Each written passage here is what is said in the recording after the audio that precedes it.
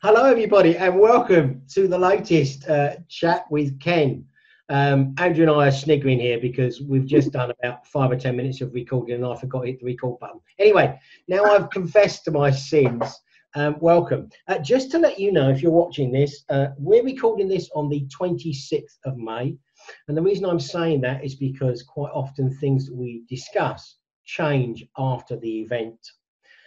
So we're doing this on the 26th of May, and it's wonderful today to be speaking to a man I have known for many years. We're going to be talking to Andrew Barton. I'll introduce him in a moment. I've known him for many years. He came into my salon when I had my salons, I don't know, God knows how many years ago, when he was working with Tony and Guy. And I wind him up by asking him if he remembers, and he pretends to remember that he came into my salon. And I know he doesn't, because he's been into millions and squillions of salons. But the man that he is, he's so kind, he pretends to remember. But what I would say is, you know, I get the opportunity to meet many people in our industry, and they're all lovely people. But actually, Andrew is absolutely one of the nicest human beings I've had the pleasure to meet. Forget hairdressers. He is a joyous, absolutely lovely man. He has a tremendous heritage, not only in our industry, but with 365, and I'll ask him about that in a moment. But what I'd love to do is welcome to this chat today the creative director of Headmasters, Mr. Andrew Barton. Welcome, Andrew. Good morning, Ken. Can you just click that record button again? Don't rub it in. That's not fair. I love it. I love it. And good morning, 365 members. Ken is recording this. Yeah. It's lovely to see you, and thanks for this time together, Ken. It's always a pleasure to spend time together as well. And I am blushing a little bit because that was a very lovely intro. Thank you very much. You make my mum proud. Well, I'm sure I would. But yeah, but it's heartfelt, Andrew. You know, we've had the fortune to work together, certainly more over recent years because of, you know, you're coming back in full circle to Headmasters.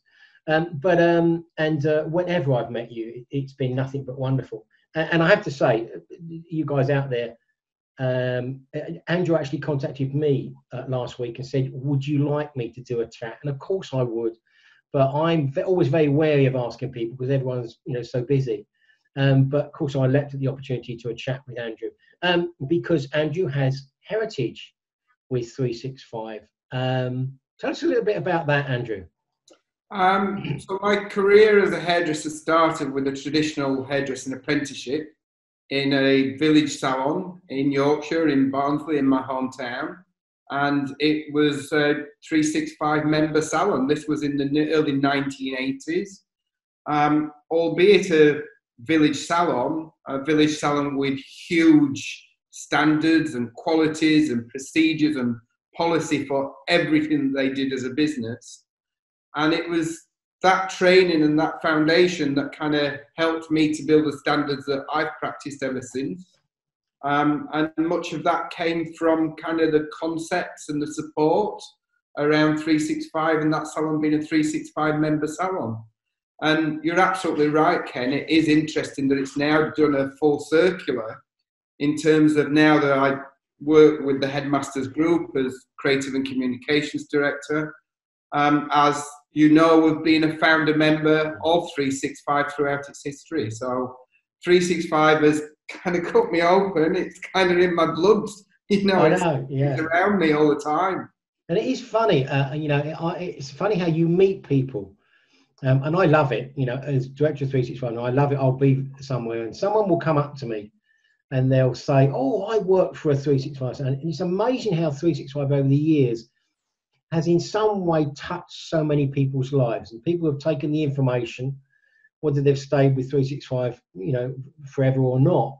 They take the information, they take it somewhere else, they work with it, but it kind of sticks with you because it's not just about a process. It becomes a culture, doesn't it? It becomes a way, a choice, a way of behaving. You know, you remember Guidelines to Greatness, and the way you behave, which has nothing to do with hairdressing. It just has to do with the way you respect and treat each other, and that's what I love about it.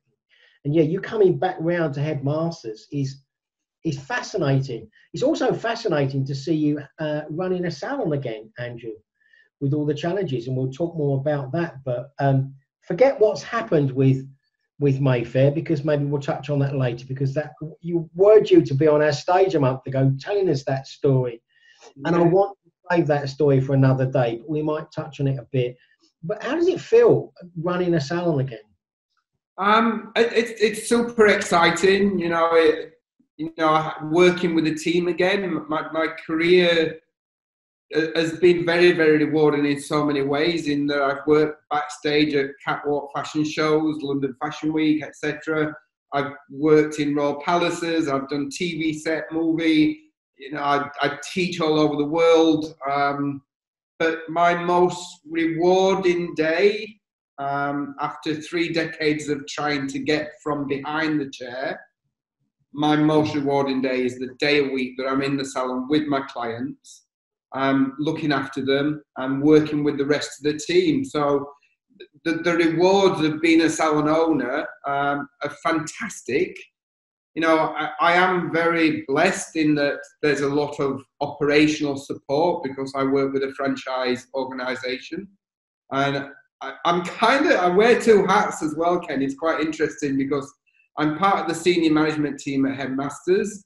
So that means I work with the franchisor, and we kind of put together kind of our kind of initiatives and how we're going to move forward as a business. But I'm also a franchisee as well. So because I work for the main company, I have to be the ideal franchisee as well. So sometimes it's a little bit, which hat? And I wear them both at all times. So I love the salon. And you're absolutely right. It's very challenging for every single salon owner, whether it's a small salon or a large salon, whether it's an independent or part of a group. I'm just focusing on what I can do right now, and then in the future I'll look at the challenges that lie ahead, however Everest tall it is. That's all you can do, I think, at the moment. We're getting, people are getting very focused, and as I said, why I didn't want to talk about PPE today was people are disappearing up their own bodies with that, and we'll get the definitive guidelines on that, and we'll worry about that when it comes to it. I was talking to some of our members last week, and I asked them how they were, and I'll tell you what I mean, Andrew. During all this, as salon owners and team leaders and mentors and role models for our teams, sometimes it's forgotten that we are human beings too. And I shared with some of our members last week that I had a really bad day. I had a day where I would have just given it all in. I mean, how old I am now. I don't need to work anymore. I do the job that I do because I love the job that I do. But I had a day where I thought, do you know what? Why am I bothering with this anymore? And what I had last week was I even had one of our members in tears. They broke down in tears on a Zoom meeting. We all wanted to do a Zoom hug, because the stresses of strains that we are going through, people sometimes forget that. So my question, Andrew, is how do you feel as a human being at the moment? Forget your role. How do you personally feel? It has definitely been quite roller coaster-ish.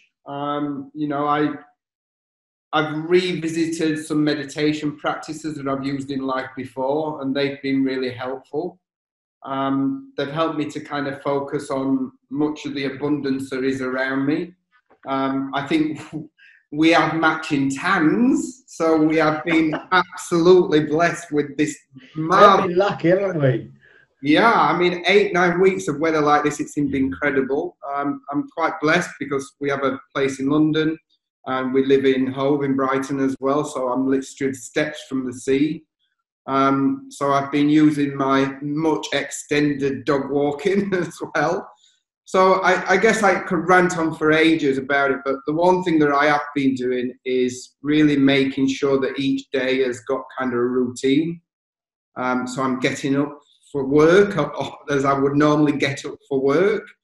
I've always used exercise as part of my life, Ken. So, I've upped the ante a little bit on the exercise front as well. And that's helping me to not only feel physically fit, but also to be mentally fit as well. So I think a combination of all those things, eating well, taking care of myself, it's been another personal challenge for me because my partner's been locked down in the Caribbean. I was just going to ask that because he's been away, hasn't he? Yeah, he's a VIP private pilot, so he's been away kind of for the last 9 weeks in lockdown, and 5 more sleeps. He's back at home. Oh, lovely! It's just exciting and great. So it's been a balancing act and absolutely roller coaster. And I'm not going to lie, yes, I have had those tears that your member has had as well. Yeah. And you know, I think there's nothing wrong with us facing those fears. What I'm doing is I'm making a conscious effort to acknowledge what those fears are. So I'm then aware of them, and then I'm also spending time writing down what my potential actions are about that. And in all of this, we have a choice. Do you mean? And the choice for me is to be as positive as I can possibly be in the current situation. Nice to hear, Andrew. And I was going to ask about Captain because you know, it's, you know, I knew you've been a part. I knew you were part at the beginning because you posted. But it's nice to hear that he's coming back home. Now, the funny thing is about that as well. And your members will probably enjoy this story. He's a private VIP pilot, so they've been locked down, 6 of them together, the crew, in a house for 9 weeks in Barbados, which sounds great. But imagine any of us being in lockdown with our crew for 9 weeks. Nobody allowed in, nobody allowed out. So in his words, he said it's like Big Brother house. Oh, yeah. No dinner and no eviction. Yeah. Well, Jane and I have to say, Jane and I have been together, you know, about 12 years, but you know, I work away from home most of the time. Yeah. And we have never spent as much time together. And actually, touch wood, fingers crossed, we've certainly had no rows, and we've had very few differences, which has been lovely, because you do kind of think, geez, I mean, it is good that I'm working every day. So because, you know, I'm still staying, working with our members, so I shut myself away here in my office, probably, I'm supposed to do half a day a day, but I'm normally here from about 9 till about 3 by the time I've done it. It's amazing how much time it takes to do a stupid little video and edit it and upload it. Anyway, interesting. You living in Hove made me think of something interesting. Of course, I forgot that you've got a place in London as well. But you're going to commute at times from Hove. Mm-hmm. And of course, where your salon is, a lot of your team commute. Mm-hmm. How do you think you and they are going to feel about commuting again? I think, you know, I'm going to answer that in a slightly different way. And you hit the nail on the head earlier when you mentioned that word speculation. I'm so tired at the moment of the amount of speculation that's going off about what a return to business looks like. You know, I'm also tired of people using this as a soapbox of an opportunity just to get their voice out. So I think I'm avoiding any kind of speculation. You know, I'm talking to my team throughout each week to make sure they're informed as to where we're at. And for me, it's those informed elements that are absolutely important. Firstly, informing our teams exactly what they can expect. And at the moment, we are not in a position to say what that is. Yeah. So speculation is driving me nuts, Ken, it really is. Mm. The second piece of information is then making sure that our clients are absolutely informed about what they can expect when we absolutely know for sure what that is. And thirdly, I think more importantly, and this probably answers the question in a slightly deeper emotional way, is that we have to make sure as human beings that we keep the people that we love around us informed about how we feel. Because there's absolutely no doubt there is going to be some change and there is going to be some challenges, and that's going to affect all of us in one way or another. So I think what I'm focusing on at the moment is these 3 pieces of people keeping informed: team, staff, and our loved ones around us, because we need to be able to share how we feel. And until I get there, Ken, I can't really say how it's going to feel travelling on public transport or in central London again. You know, I mean, one of the weirdest things is at the moment, during lockdown, I have been travelling to London every week in the car. pretty much every week. And I've been doing kind of checks on the salon for insurance purposes to, you know, I'm flushing the toilets and running the water and making sure it's safe for the property. The one thing that's really odd about that completely is just being in an empty shop, and you just realise the energy that is in there from the actual people that make that shop alive. So yeah, it's yeah. I'm not sure if I've answered your question, but well, I get there. I don't think I'm going to know. As you said, we can't. I mean, it kind of sprung. What I asked it with some people the other day. It kind of sprung from. I went out myself, Andrew, and Jane has been going out shopping once a week, and apart from that, I haven't been out really. We go. We've got an old RAF airfield nearby, and we walk around there every morning. So we were up there this morning. But that's 5 minutes down the road in the car, and where I live, there's a 20-mile-an-hour speed limit. So suddenly I went onto a normal main road because I went to B&Q's to get something. I was driving at 20 miles an hour because for the last 8 weeks I've driven everywhere at 20 miles an hour, so I got used to it. So first of all, I had to speed up, which was weird. And then when I got to B&Q's, I queued up in the snake. And then when I went in, I wore a mask, which is the first time I've worn a mask.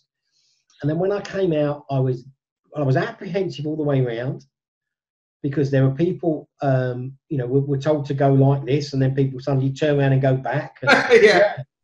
And Jane says it's like in Tesco's, you know, you go this way and then someone coming back, and there's very little policing. And we've got this fear of the unknown because we can't see this. If it was floating around with a little flag on it, it would be fine. And I walk around the aerodrome and I see people walking with masks, and I'm thinking they don't understand what the mask is doing, because walking around in the fresh air on an aerodrome, you don't need a mask. But the thing was, when I came back, I was apprehensive, and I was happy to get back home. The trouble is that the longer we stay in this little bubble, the harder it will be, I think, to come out of it.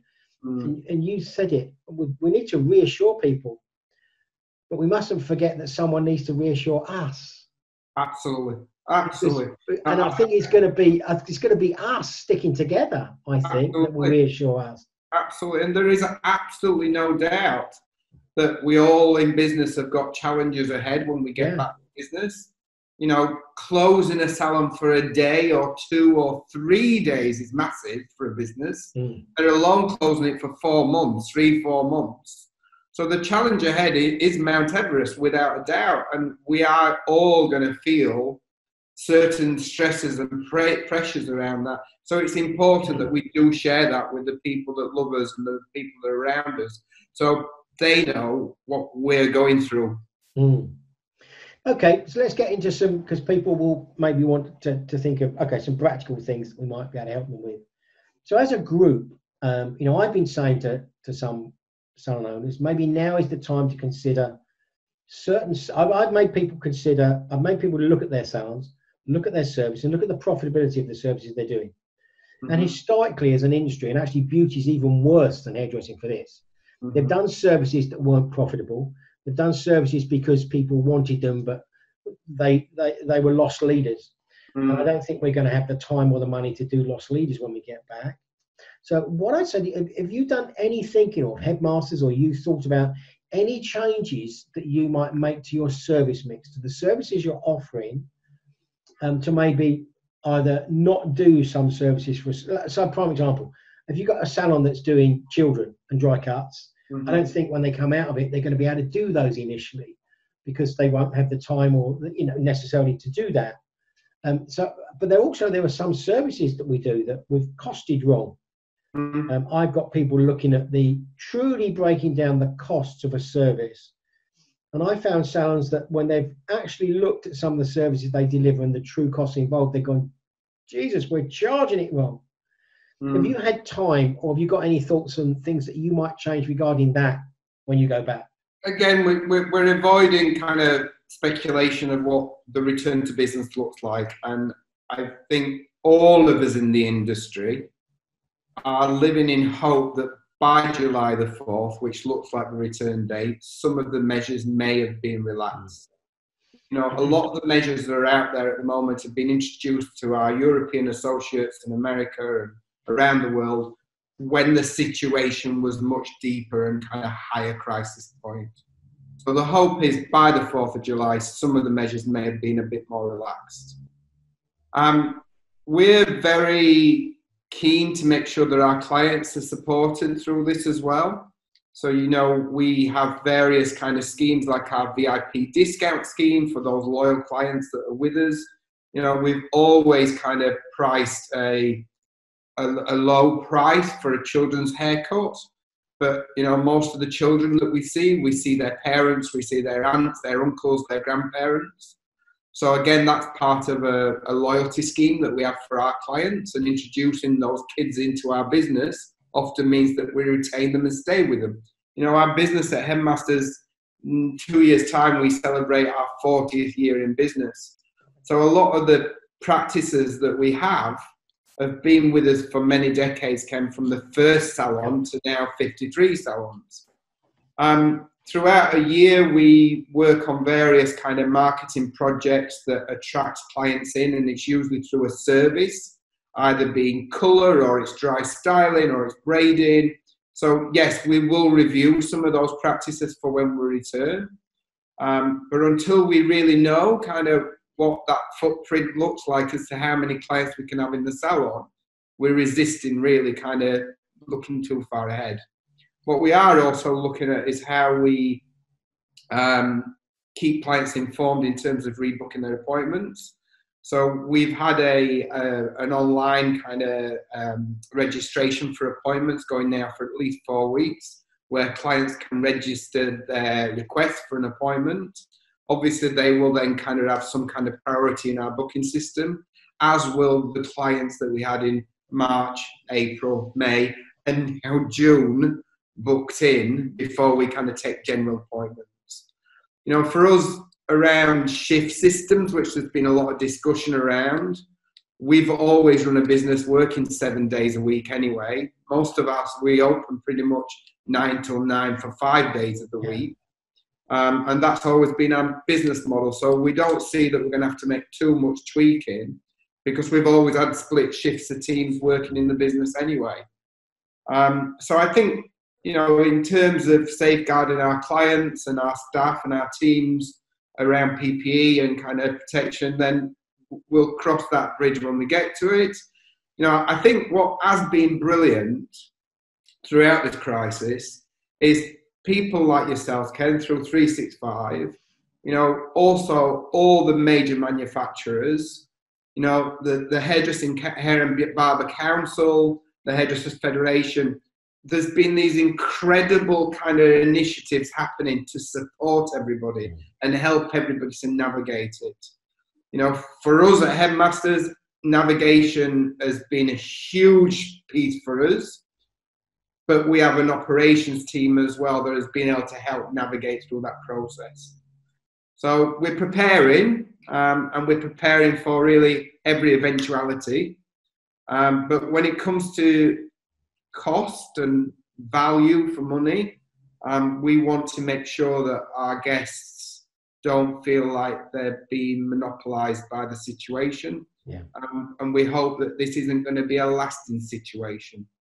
And I'll finish on that as well, Ken, if you don't mind. Yeah. Somebody asked me, you know, what is the hairdressing salon going to look like when we return, and what are clients' expectations going to be? I think the one thing that we can all be very sure about, and all 365 members would absolutely understand this, is our guests, our clients are usually looking for one thing when it kind of really boils down to it, and it's about value for money. And value for money isn't around a price tag. No. It's about that experience. It's about the expectation that that guest has got from the hairdresser that they visit. You know, I charge a hell of a lot of money for a haircut. Do you mean it's 230 quid for a haircut with me? And I know that I am no better haircutter than anybody else. But I make sure that my guests have got a big expectation of what 230 quid means. And I have to make sure I deliver that for them. So for me, as Creative and Communications Director at Headmasters, and for me as a franchisee, and for me with my team in business, my priority when I get back to that salon is making sure that our clients see what they experience as value for money, good value for money. Do you remember when I asked you that question on stage, Andrew? It was a wonderful moment.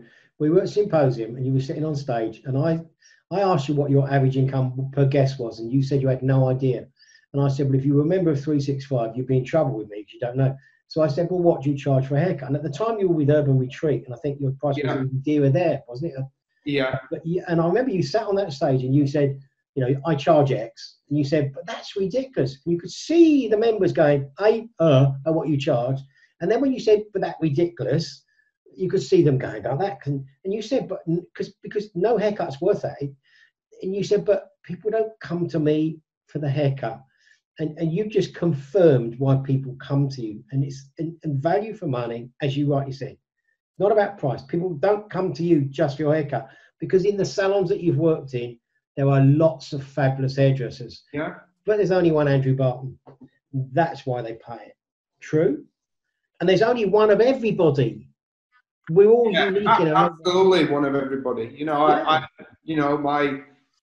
really hope it's always a good quality haircut and a nice haircut that lasts for somebody.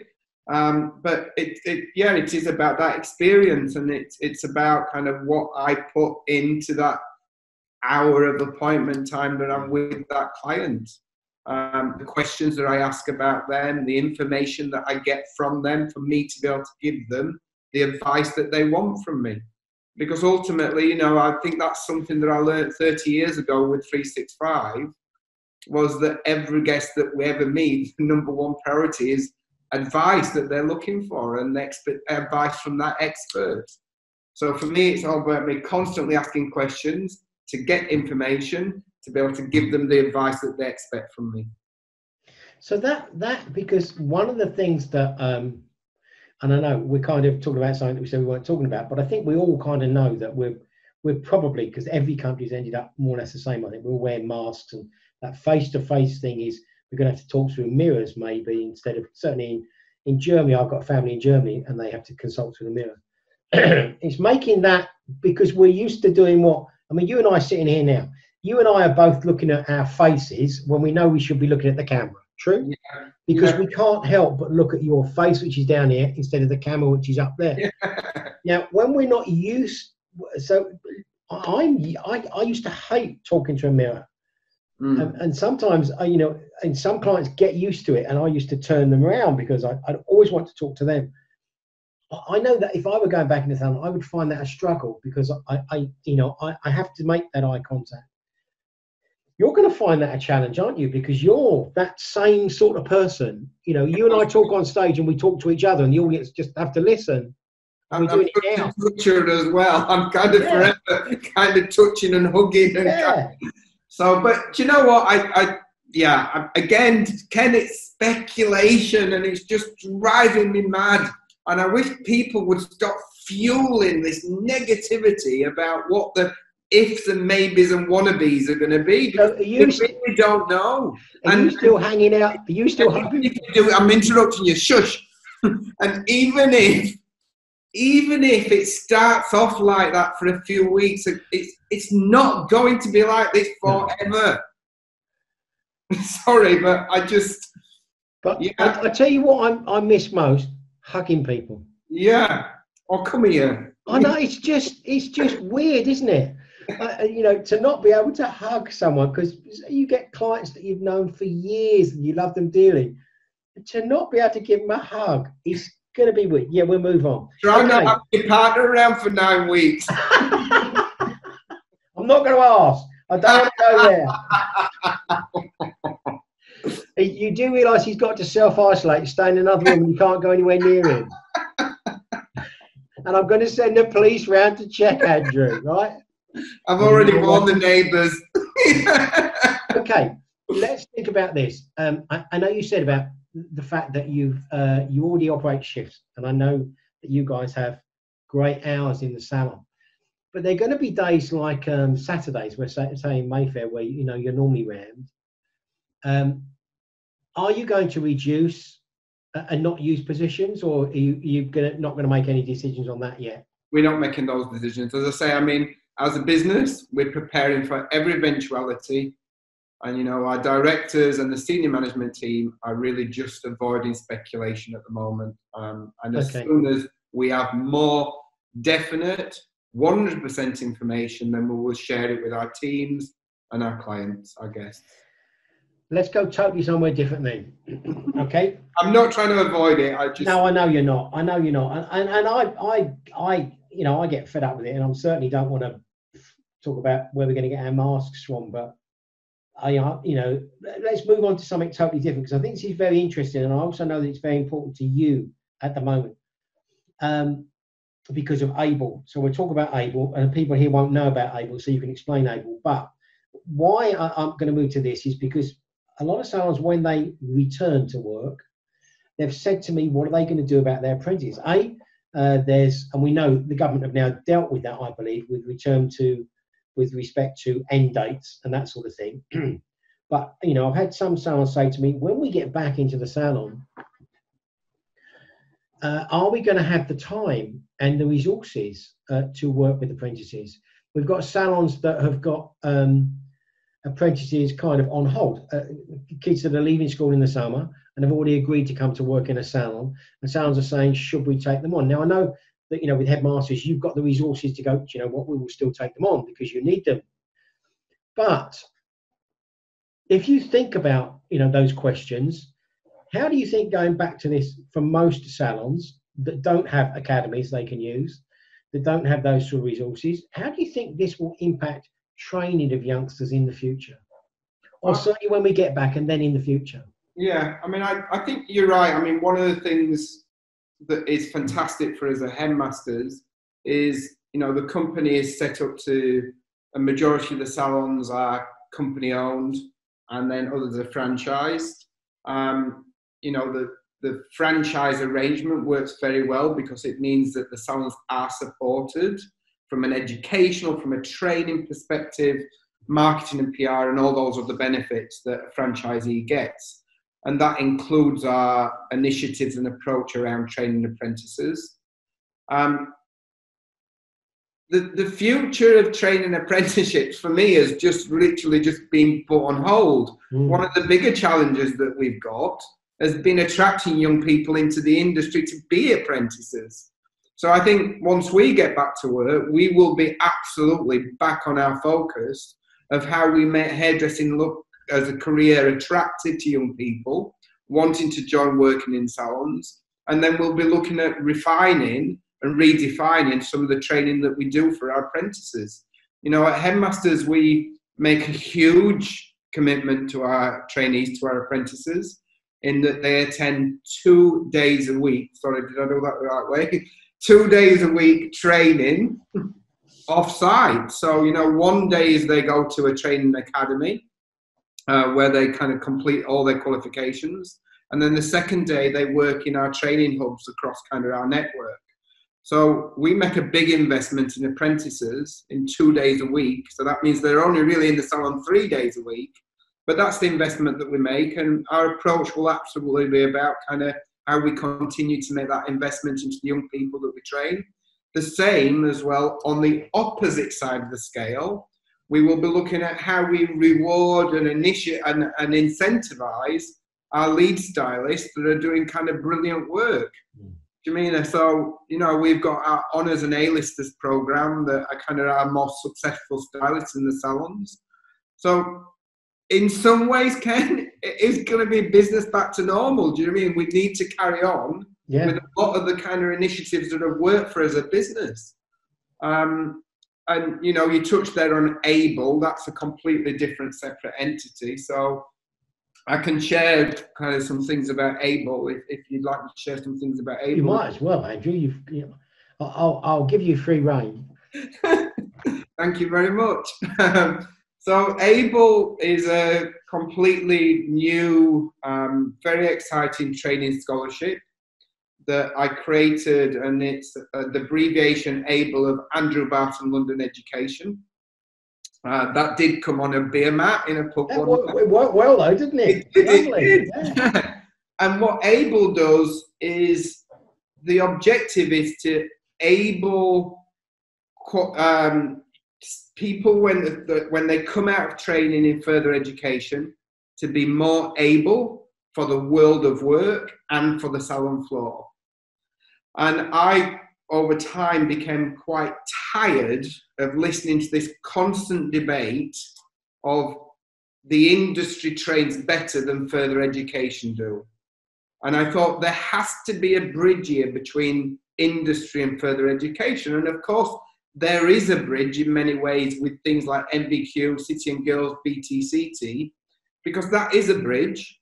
But what ABLE is, it runs alongside the traditional training qualification, City and Girls, BTCT or MBQ, but it's my take on that.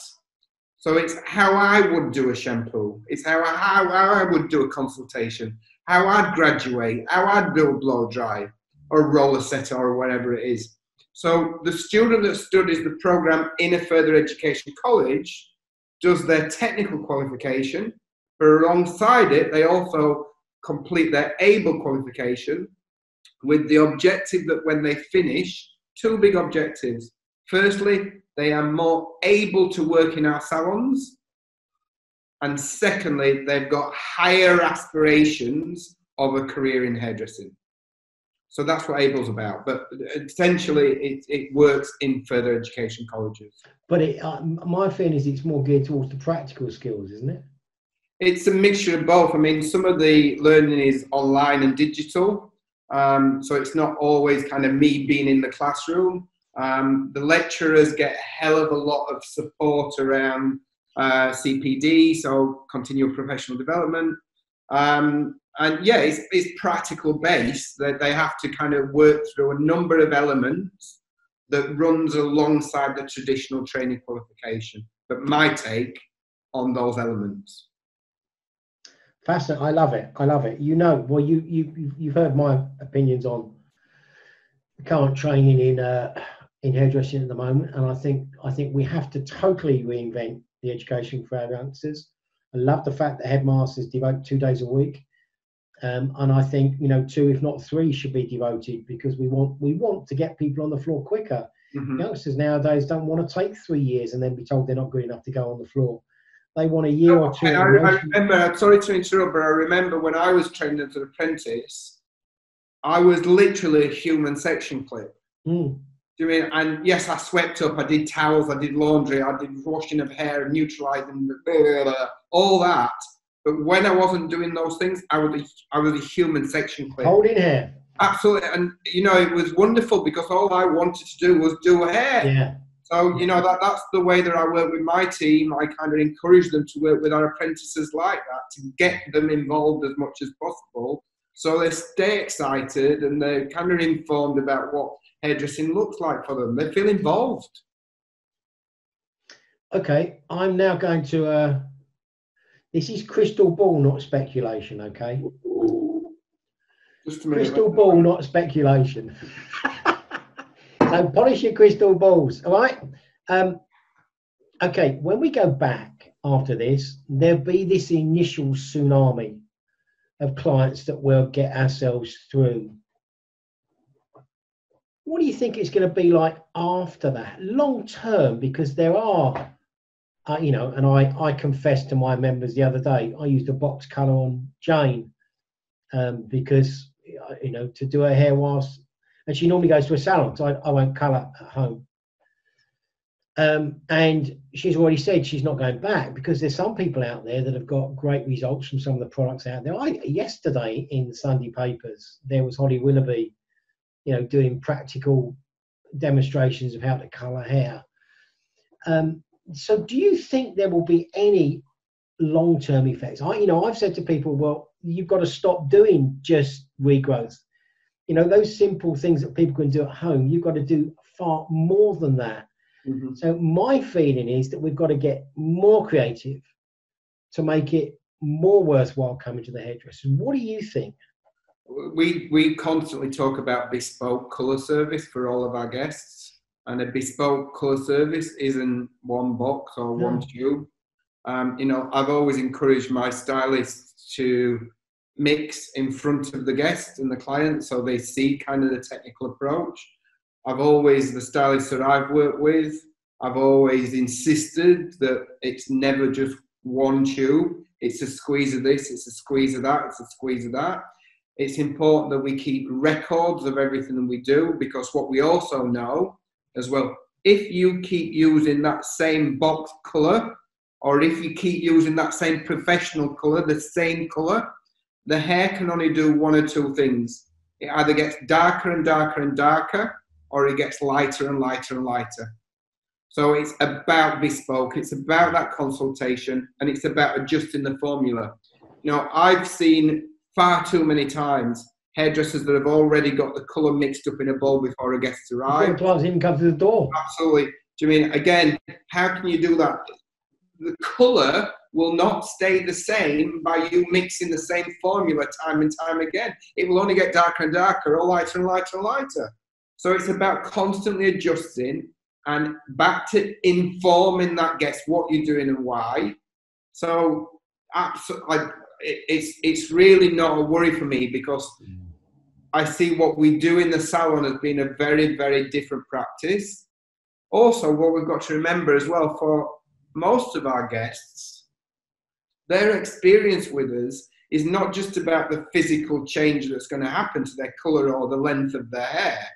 It's about the escape from life. It's about kind of being in a different environment. You've heard me spoke about this before, it's that high heel behaviour. You know, when a woman's hair is finished in the salon, and the man I suppose as well, but for a woman when she leaves the salon, it's that swish of her hair. Even if it's a crop, she still swishes her head, and she walks in what I call high heel behaviour. Do you mean when a woman wears a great pair of killer heels, she walks differently, she stands differently, everything's possible in life, and it's exactly the same when her hair looks amazing. So I think, you know, we have an opportunity to continue doing what we've always done, and for many of us, that is about thinking right now about how we can adapt what we do and how we can improve on that experience for our guests. And that's one of the biggest things that I'm constantly making notes about at the moment, is what is it that we can do to improve that experience so that guest sees it as value for money, and better value for money than buying a box colour. I think we only need to look at the the underground hairdressing that's going on at the moment. We won't get into that, but to make us realise that we're not far off cocaine, really, are we? You know, it's people get addicted to what we do, and it makes them feel better, and that has a value. That how you make people feel has so much value, and I love that high heel feeling, because that's worth more than the haircut. It's worth more than, like when you go into, it's the same in a restaurant, isn't it? Some restaurants make you feel great, some just serve you food. Some are an experience, and some are, there's a lovely Indian restaurant I tell stories about here near where I live, and I don't go there for the food. And I remember the first time I took my son there, he said, well, I knew the food would be good. He said, but I've never experienced service like this. Mm-hmm. And that's what makes the difference. It's that thing as well for most of our salons that are listening today. Well, for all salons, I think we sometimes forget as well that we are part of the community where we are, whether we're a village, whether we're a town or a city centre salon. We're part of the community. And what we do is part of fashion, it's part of popular culture, it's part of the emotional kind of ride that a person's going through. I was talking on a Zoom call last week to a group of trichologists and professors of that emotional transformation that happens for somebody when their hair is done for them. Is something that we as hairdressers, I think, sometimes forget.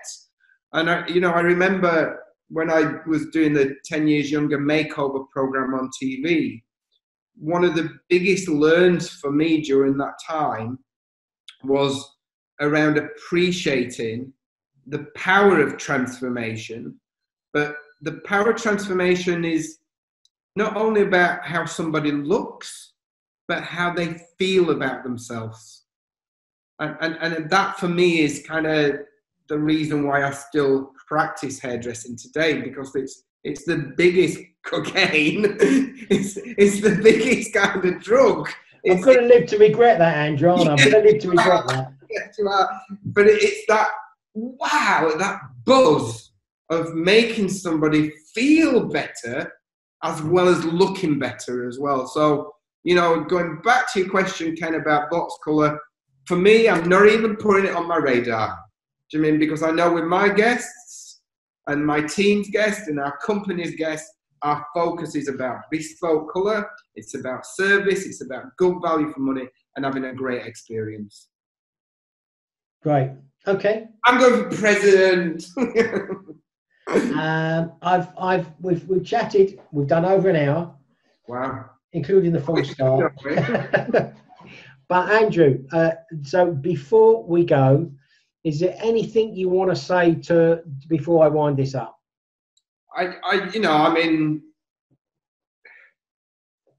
Look after yourself, guys. I mean, there are big challenges ahead. There's no running away from that. So I think keeping ourselves physically fit is mentally fit, and just preparing ourselves for what the future is. And it's those three things that I mentioned earlier. Make sure that our teams are informed every step of the way with solid information. Our clients are informed. And please make sure that those around you that love you and care about you, keep those informed as well as to what your feelings are going to be. Andrew, as always, it's been a sheer joy to speak to you. I've already got you now down for when we ever get back into a room for symposium again. Maybe we've probably got, we've got like another 6 weeks to go, 5-6 weeks. Maybe we'll catch up again later. But once again, Andrew, thank you very, very much for sharing your time today. It's really appreciated. And I love you dearly. Thank you very much, Andrew. My pleasure as well, Ken. And love to everybody at 365. Take care. See you.